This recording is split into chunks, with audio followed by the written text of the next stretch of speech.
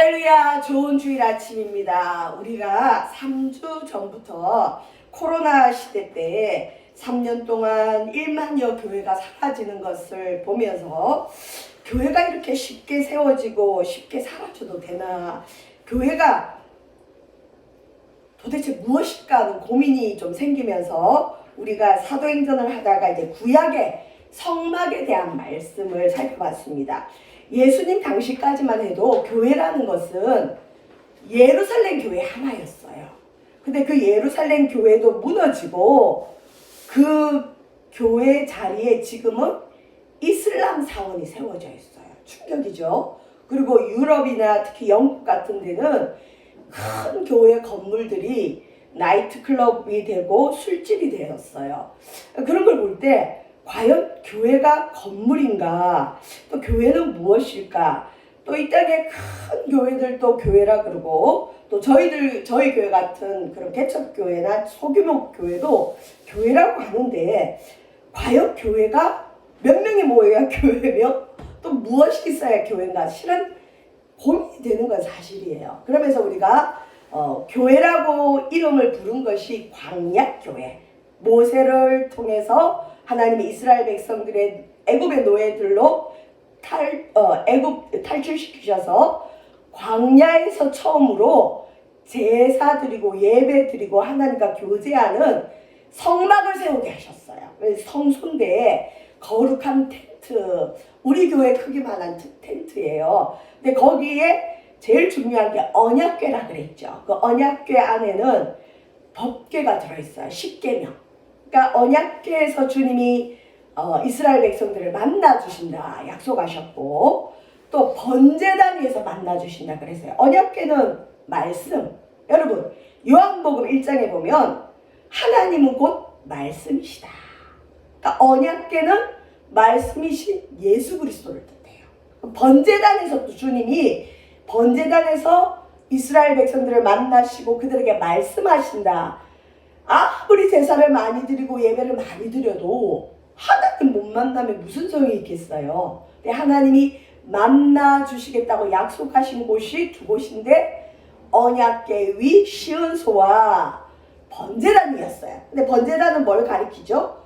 거기는 우리를 위해 나무에 달려 죽으신 예수 그리스도의 십자가를 뜻해요. 피, 예수의 피. 그리고 번제단에서 있는 불로 성소에는 불을 항상 켜도록 했죠. 어디에 불이죠? 그 성소 안에 등불, 그 다음에 우리의 기도를 받으신 분향단, 번제단의 불은 무슨 일이 있어도 꺼뜨리면 안 돼요. 그리고 매일 아침과 저녁에 번제단에 불을 떼야 되는데, 그게 오늘날 우리 성도들을 뜻해요. 우리 성도들의 마음에 불이 붙어 있어요. 성령의 불. 근데 이 불은 아침과 저녁으로 일깨워야 돼요. 아, 오늘 하나님 은혜로 새롭게 살아가자. 그래서 어떻게 보면 나무를 뗀다는 건 말씀을 읽고 기도하고 하나님을 찾는 거예요. 계속 성령의 불이 꺼지지 않도록. 그래서 성령을 소멸하지 말라. 저와 여러분 속에 있는 성령이 소멸되면 안 돼요. 성령이 소멸되면 영적인 감각이 없어져요. 하나님을 예배하고 싶은 마음도 안 들고, 예수님 얘기해도 감흥도 없고, 뭐 꼭 예수 믿어야 천국 가나? 아유, 이제는 모르겠어. 교회? 뭐 안 가도 되지. 그래서 흔히 구원의 확신이 없고 거듭남이 없는 사람들은 교회 한 2주 빠지면 불안해요. 위험해요. 이 불이 꺼져요. 근데 이제 확실한 은혜가 있고 확실한 그 구원의 역사가 있는 사람은 그래도 자기가 혼자 기도하고 하나님 찾으면서 그 불을 계속 떼죠. 자, 구약에는 어쨌든 그런 교회 모습이 있습니다. 이제 신약으로 넘어와서 오늘 읽은, 여러분, 이 본문은 베드로와 고넬료라는 사람의 만남입니다. 자, 베드로는 유대인이에요. 유대인 중에 예수님의 수제자. 근데 유대인들은 이방인과 함께 밥을 먹거나 이방인의 집에 들어가면 유대인 공동체에서 왕따당해요. 쫓겨나요. 그러니까 유대인들은 유대인들만 교제해야 돼요. 그리고 이방인, 유대인 아닌 사람이 집에 가서 밥을 먹으면 안 되게 돼 있어요. 이 성경에 나와 있어요. 근데 베드로가 기도를 하는데 갑자기 환상이 보이면서 뭐가 왔다 그랬죠? 하늘에서 보자기 같은 것이 내려오더니 거기에 가증한 짐승들, 먹으면 안 되는, 유대인들은 특별히 여러분 채식주의자들, 유대인들은 고기 안 먹고 특히 돼지고기 안 먹고 먹는 걸 구별하면서 우리는 유대인이라는 그게 있어요. 그래서 베드로도 절대 먹어서는 안 되는 음식을 안 먹었는데 환상 중에 주님이 분명히 성경에 먹지 말라고 돼 있는, 율법에 먹지 말라고 돼 있는 그 음식들을 먹으려는 거예요. 그래서 베드로가 주님 나는 못 먹습니다. 여러분 이게 신앙이에요. 하나님이 하라고 할 때 뭔가 의구심이 들고 이거 하나님 진짜 해야 돼요 할 때 보통은 말을 못 하는데 베드로는 하나님께 되물어요. 어떻게 보면 대드는 거예요. 하나님 분명히 율법은 이거 먹지 말라고 했는데 왜 나보고 이거 먹으라 그러세요? 근데 주님이 3번 나 똑같은 걸 보여주면서 뭐라고 하시느냐? 내가 깨끗하게 한 걸 네가 더럽다고 하지 마라. 베드로가 그 환상을 보고 이게 뭘까 생각했는데 베드로가 있는 집에 누군가 찾아와서 이 집에 혹시 베드로가 있나요? 베드로를 찾는 거예요. 그때 성령께서 우리가 읽지도 않았지만 지금 너를 찾아온 사람들이 있는데 의심하지 말고 그들과 함께 가라. 그 사람들은 내가 보냈다. 근데 그 사람들이 누구냐? 이탈리아 군대의 백부장은 자기 밑에 100명의 군사를 거느린 군대 장관이에요. 이탈리아의 군대 장관인 고넬료라는 사람이 있는데 이 사람은 이방인이에요. 근데 이 사람은 이방인인데 유대교의 어떤 은혜를 받아서 이방인임에도 불구하고 하나님을 믿고 특별히 이 사람은 늘 기도하고 구제를 많이 했던 그 군대 장관이에요. 근데 역시 이 고넬료도 늘 기도하던 대로 기도를 하는데 어느 날 천사가 나타나서 무두장이 집 어디에 가면 베드로라는 사람이 있는데 베드로를 너희 집에 초청해서 그의 말을 들어라. 천사가 고넬료에게 나타난 거예요. 여러분 우리가 기도하다가 꿈으로나 환상으로 예수님을 만나거나 천사를 만나는 일은 일생에 한두 번이에요. 드물어요. 한 번도 없을 수도 있어요. 없어도 또 괜찮아요. 근데 하나님은 뭔가 큰 일을 하실 때 나타나셔요. 그래서 고넬료가 이게 뭘까 고민하다가 즉시로 자기 집에 있는 경건한 하인 2명과 이 군인 1명 보내서 베드로를 좀 모시고 와라. 베드로가 누군지도 모르는데 어쨌든 사람을 보내요. 그러니까 베드로에게도 하나님이 환상으로 보여주시고 고넬료에게도 하나님이 환상으로 보여주시면서 실은 만날 수 없는 사람이 만나는 거예요. 왜? 베드로도 유대인으로 이방인의 집에 가면 돼요? 안 돼요? 안 되잖아요. 근데 하나님이 가라고 하니까 이방인의 집에 가는 거예요. 나중에 이 뒤에 보면 나오지만 베드로가 고넬료 집에 가서 설교하고 밥 먹은 일이 소문이 나면서 예루살렘에 있는 유대인들이 베드로를 비난했어요. 너는 유대인으로서 이방인과 교제하고 율법을 범한 자다. 그렇게 나중에 고발당해요. 그러니까 베드로 입장에서는 자기한테 굉장히 불이익이 오는 일임에도 불구하고 하나님이 가라는 데서 갔어요. 근데 중요한 건 베드로도 그렇고 고넬료도 그렇고 자기들이 왜 만났는지 몰라요. 우리는 흔히 이렇게 생각을 해요.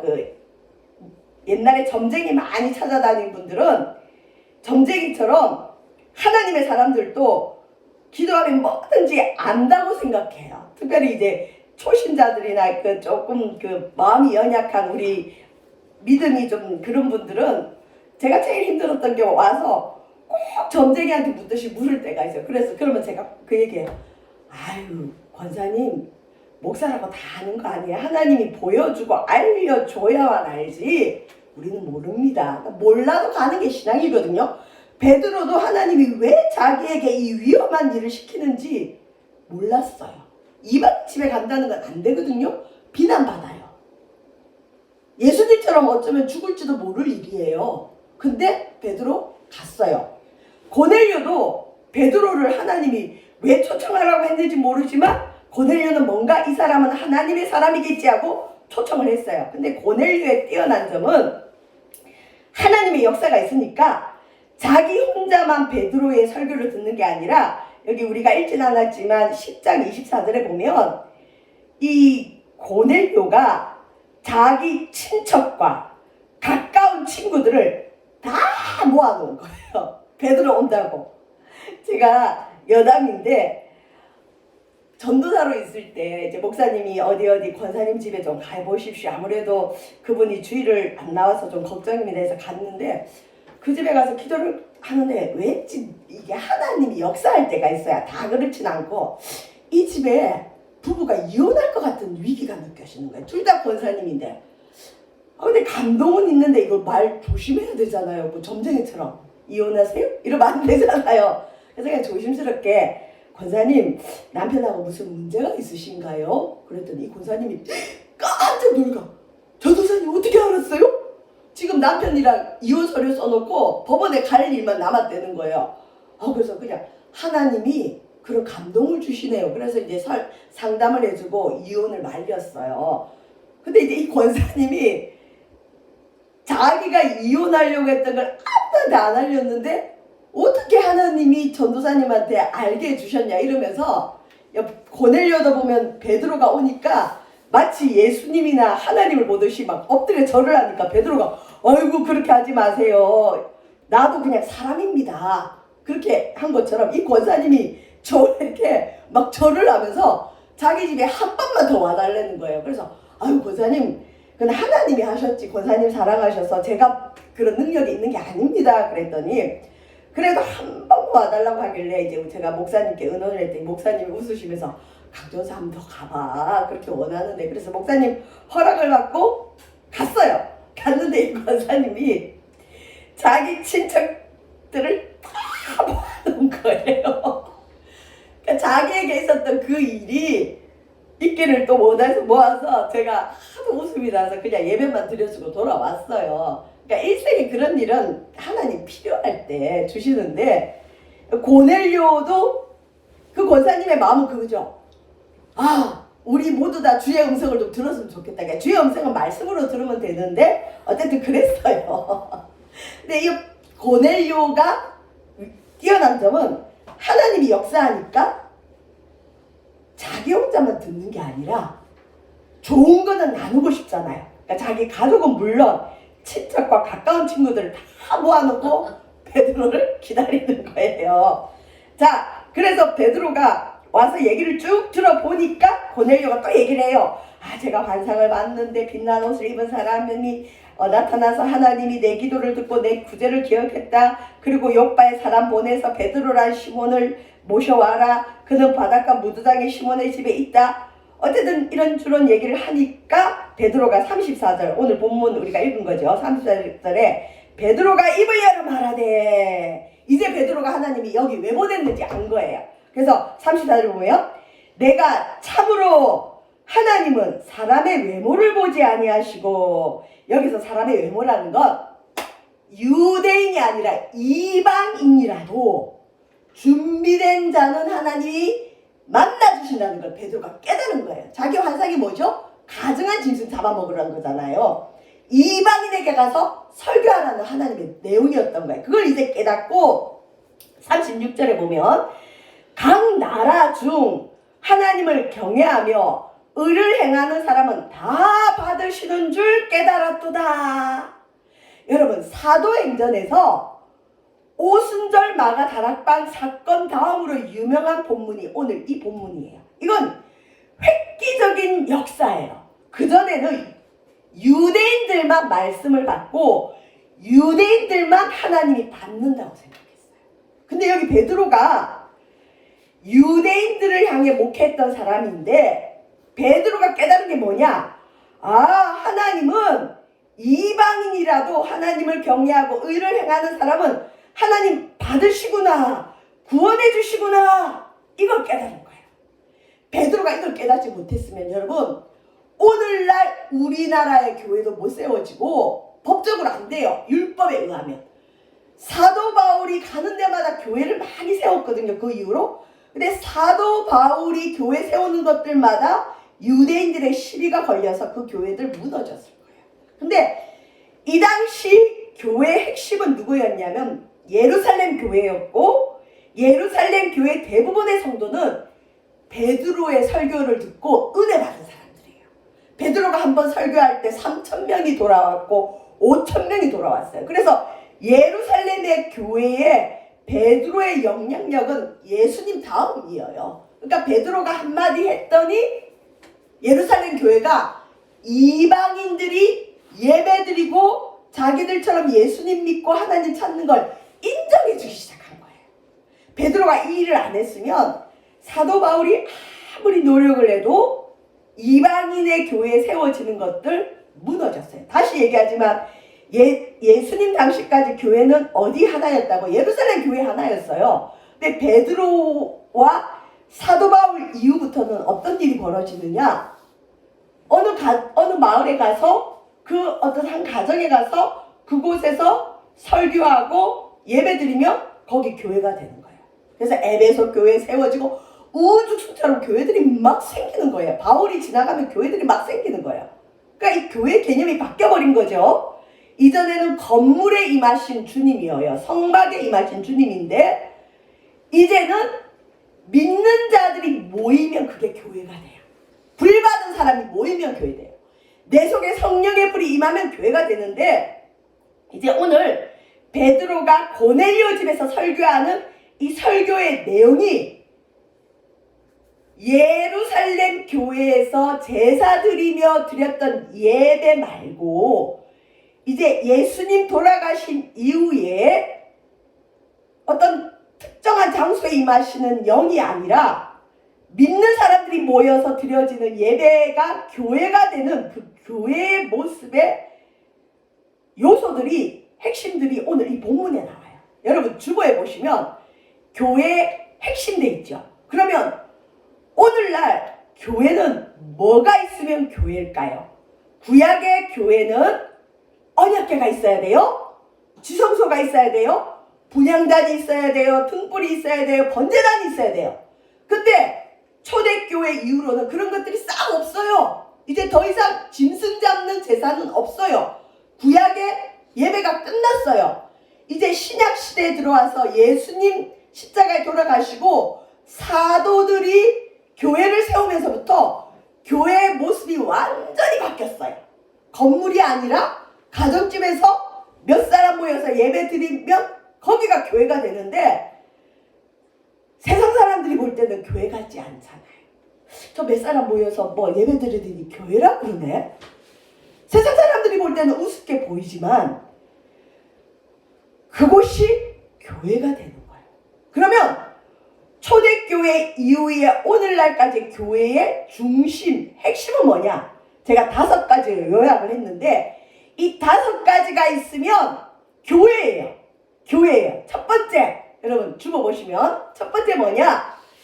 교회가 교회 되려면 예수 그리스도의 십자가의 죽으심이 있어야 돼요. 그래서 우리가 흔히 교회를 위해 기도할 때 교회는 예수님의 피로 세운 교회다. 예수님의 십자가의 피를 믿는 그 믿음 위에 세워지는 게 교회입니다. 여기 38절 베드로가 고넬료 가족들, 친척들, 친구들 앞에서 설교할 때 예수님을 소개합니다. 고넬료는 예수님 잘 몰랐어요. 예수님을 소개하는데 38절 보시면 뭐라고 하느냐? 고넬료와 그때 있던 사람들이 하나님을 믿고 있었는데 하나님이 나사렛 예수에게 성령과 능력을 기름 붓듯 하셨음에 그가 두루 다니시며 선한 일을 행하시고 마귀에게 눌린 모든 사람을 고치셨으니 이는 하나님이 함께 하셨습니다. 그러니까 예수님이 누군지 무슨 일을 했는지 알려주죠. 그러니까 교회는 예수님의 사역, 예수님이 누구신지를 항상 선포해야 돼요. 그게 교회예요. 교회가 건물이 아니라 그냥 사람들의 모임이 아니라 사람들이 모였다면 예수 얘기를 해야 돼요. 예수의 십자가, 예수의 사역. 예수님의 사역은 뭐냐? 하나님의 능력으로 선한 일을 행하시고 마귀에게 눌린 사람 고쳐주시고 하나님과 함께 선한 일을 하셨어요. 자, 무엇보다 39절 우리는 유대인의 땅과 예루살렘에서 그가 행하신 모든 일의 증인이라 그를 예수님을 그들이 유대인들이 나무에 달아 죽였으나, 나무가 뭘까요? 십자가. 나무에 달려 죽은 자마다 저주받은 자라 그랬거든요. 그 당시에 최고의 형벌이 뭐냐? 십자가에 사람 달아 죽이는 게 최고의 형벌이었는데 예수님이 거기에 죽었다는 거죠. 지금이야 십자가가 어떤 장신구처럼 목걸이도 하고 귀걸이도 한 사람이 있지만 이 당시에는 십자가는 저주받은 자의 표징이에요. 제일 흉악한 죄를 지은 사람이 십자가 나무에 달려 죽임당하는데, 예수님이 저와 여러분과 인류의 모든 죄를 위해 십자가에 달려 죽었습니다. 예수의 피가 우리 죄를 씻어주십니다. 그래서 교회의 핵심은 첫 번째, 죽으나 사나 예수의 십자가가 있어야 돼요. 십자가의 피를 믿는 곳이 교회고, 교회는 예수님의 피로 세워주신 곳이 교회입니다. 그리고 저와 여러분도 예수의 피로 구원받았습니다. 예수의 피를 고백하는 사람들의 모임이 교회입니다. 두 번째, 교회는 뭐냐? 예수 그리스도의 부활을 믿고 그것을 증언하는 사람들의 모임입니다. 여러분, 교회는, 성도는 증인 공동체예요. 무슨 증인이냐? 예수님은 죽으셨고 부활하셨습니다. 나는 부활하신 예수님을 믿습니다. 나는 부활하신 예수님을 믿기 때문에 내 삶에도 죽음이 역사하지 않고 부활이 역사합니다. 부활의 영을 믿는 사람은 죽어도 살겠고 어려운 일이 와도 이 부활의 영으로 함께 이길 수 있는 겁니다. 저와 여러분, 교회는 증인 공동체예요. 교회는 예수님의 십자가를 믿고 그 피를 믿고 부활을 믿는 사람들이 자기들만 믿는 것이 아니라 초대교회 제자들처럼 나가서 예수님이 부활하셨습니다. 인류의 죄를 없이 하셨습니다. 우리도 나중에 부활할 것입니다. 부활을 믿는 것이 교회입니다. 십자가만 있으면 우울하죠. 왜? 십자가는 죄를 상징하니까. 부활은 승리를 상징하고 기쁨을 상징하고 축복을 상징합니다. 저와 여러분, 교회는 뭘 전한다고요? 예수님의 십자가에 죽으심, 부활, 또 그걸 증언하는 사람들이 교회다. 베드로가 고넬료 집에서 이걸 설교했어요. 40절 보시면, 하나님이 사흘 만에 다시 살리사, 누구 다시 살리셨다고? 예수님이 나타나시되 모든 백성에게 하신 것이요, 부활하신 예수님을 환상으로 본 게 아니라 직접 봤어요. 그리고 오직 미리 택하신 증인, 믿는 자는 증인이에요. 믿으면 증거하게 돼 있어요. 예수님이 정말 살아계십니다. 예수님 부활하셨습니다. 곧 죽은 자 가운데서 부활하신 후 그를 모시고 음식을 먹은 우리에게 하신 것이라. 부활하시고 예수님은 베드로와 제자들에게 나타나셔서 40일 동안 그들과 음식을 먹고 함께 지내셨어요. 그래서 베드로와 제자들은 예수님의 십자가와 부활의 증인이다. 자, 교회는, 그럼 교회가 뭐가 교회냐? 건물이, 물론 건물도 중요합니다. 그런데 건물만 있다고 교회가 아니에요. 그 교회는 과거처럼 여기에 언약궤 갖다 놓고 등불 켜고 짐승 잡아서 교회가 아니라, 교회에 오면 예수 그리스도의 십자가의 죽으심에 대한 설교, 예수님의 부활에 대한 설교를 들어야 돼요. 죽은 것에 이기는. 그 다음에 세 번째, 교회는 뭐가 있어야 되느냐? 성령의 기름 부으심이 있어야 돼요. 이 기름 부으심은 뭐냐면 거룩히 구별한다는 뜻이에요. 성령님이 우리에게 임하는데 기름이 넘쳐나도록 부어주셔서 향기롭게 주님이 우리를 보호하시고 우리를 받으시는 거예요. 뭔가 거룩하게 성별할 때 기름을 붓는다 그러거든요. 구약에 보면. 그래서 이렇게 이 마이크가, 여러분, 일반 강연장에 가면 그냥 마이크예요. 근데 이건 성도들의 헌금으로 성도들이 하나님께 바친 물질로 구별해서 사서 하나님의 교회에 바쳐졌기 때문에 이건 성물이에요. 눈에는 안 보이지만 여기에는 기름 부음이 있어요. 그래서 교회에 바쳐진 모든 것들은 하나님의 것이에요. 근데 교회가 뭐가 교회냐?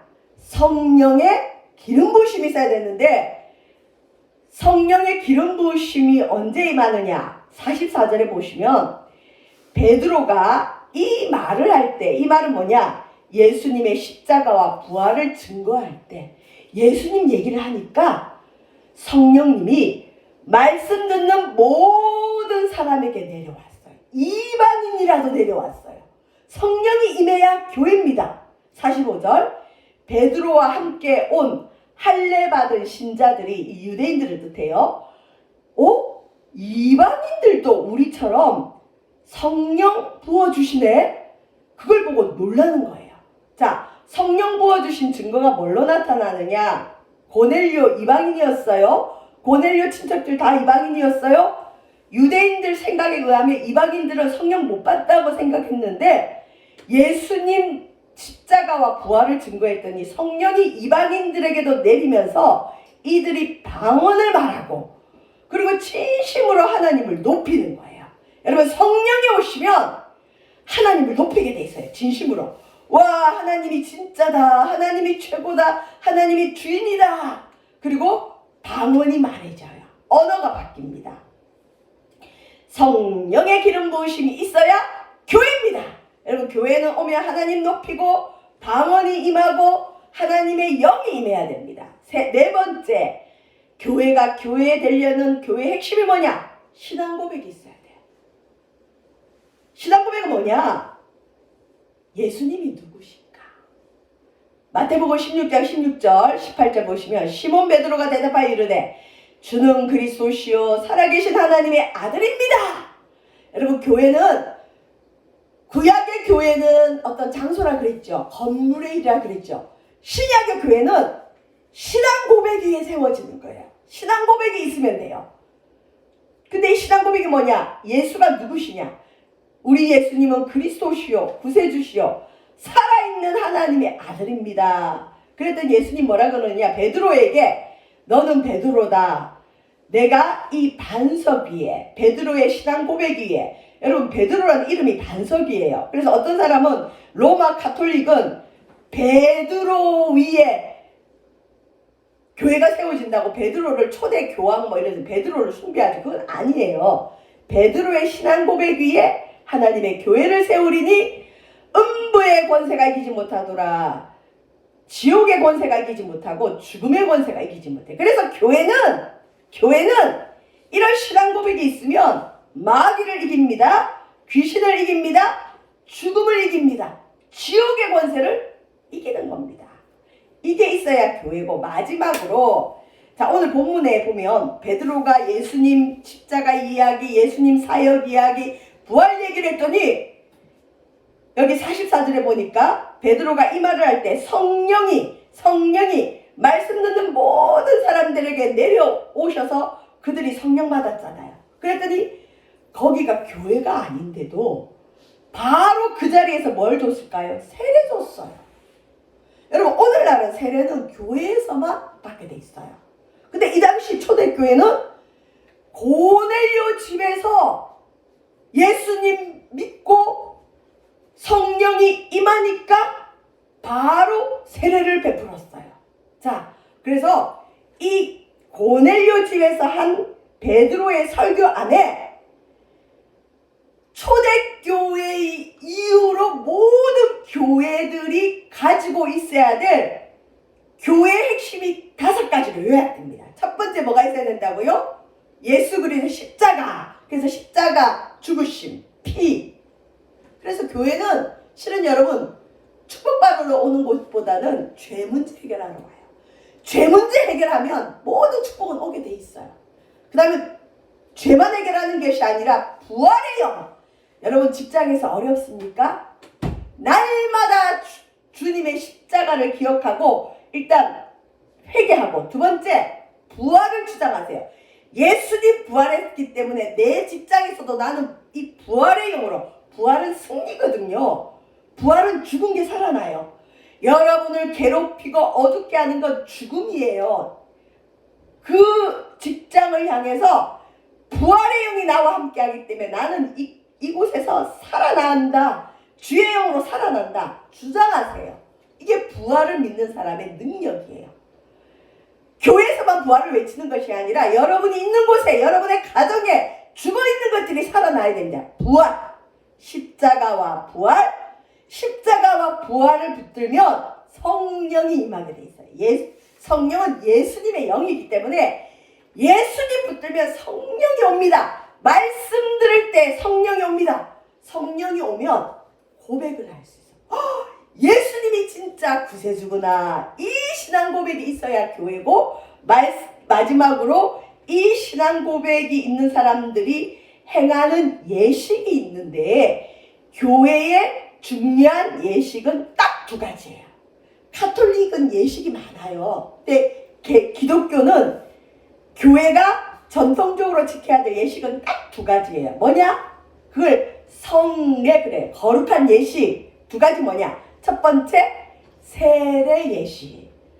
고넬료 집에 성령이 임하니까 바로 세례 베풀었죠. 세례 예식과 성만찬, 예수님이 이것을 기념하여 나를 기억하라 한 성만찬이 교회의 예식의 두 가지예요. 그래서 교회는 세례식과 성만찬이 있어야 돼요. 교회는 이 다섯 가지만 있으면 교회예요. 이 다섯 가지만 있으면 어디든 교회가 될 수 있는 거예요. 그래서 광야에서도 어떤 분은 그냥 교회당 못 얻으면 그냥 자기들끼리 어디 모여서 이게 있으면 교회인 거예요. 십자가, 부활, 성령의 기름 부으심, 신앙 고백, 성례가 있으면 교회가 되는 줄 믿습니다. 초대교회는 핍박이 있어서 집에서도 이제 예배 못 들으니까 어디서 모여서 예배 드냐? 굴을 파서 굴 안에서 예배 드렸어요. 거기서 세례도 하고 성만찬 하는데, 카타콤이라고 이 지하 동굴 같은 건데 핍박을 피해서 거기 들어가서 성만찬도 하고 예배 드렸는데 안 잡혀서 죽으려고. 근데 이제 카타콤에 가본 분들 얘기가, 지하굴을 파긴 팠는데 이 성인 남자들은 이렇게 거기 보면 이제 화석 같은 게 있고, 이게 복원을 해보면 사람들이 그 굴에서 살아남으려고 이렇게 곰추처럼 요러고 살았대요. 지하라도, 지하 동굴이라도 그곳에 예수의 십자가, 부활, 성령의 기름 부으심, 신앙 고백, 성례가 있다면 교회예요. 지금 북한은 지하교회라고 있어요. 북한의 성도들이 있대요. 지하에 몰래 숨어서 예배해요. 그럼 교회, 나라에서 운영하는 보이기 위한 교회는 있어요. 근데 그건 진짜 교회, 그건 가짜 교회예요. 공산주의는 예수님을 안 믿어, 신을 존재 안 해요. 위장 교회들이 있는데 진짜 성도들이 있는데 그 성도들은 몰래 숨어서 예배당 없이 이게 있으면 교회가 되는 거예요. 저와 여러분, 교회는 십자가의 죽으심, 예수님의 부활, 성령의 기름 부으심, 신앙 고백, 성례가 있으면 됩니다. 자, 우리 어디 있든 무엇을 하든 이 교회 핵심을 기억하시고, 이게 있으면 바른 교회라는 그 중심 꽉 가지시고, 또 내가 교회로서 날마다 승리해서 성령의 불을 꺼뜨리지 않는 저와 여러분 되시길 주의 이름으로 축원드립니다. 기도하겠습니다. 사랑의 주님, 은혜를 감사함을 드립니다. 교회의 핵심이 십자가와 부활과 성령의 기름 부으심과 예수님에 대한 신앙 고백과 성례로 이루어짐을 알게 하시고, 참으로 교회가 교회다워지는 우리 세만석 교회 되어지도록 인도하소서. 부활의 영으로 우리 성도들 한 주간도 승리하게 하여 주옵소서. 죽은 것들이 살아나게 하여 주옵소서. 예수님 이름으로 기도합니다. 아멘.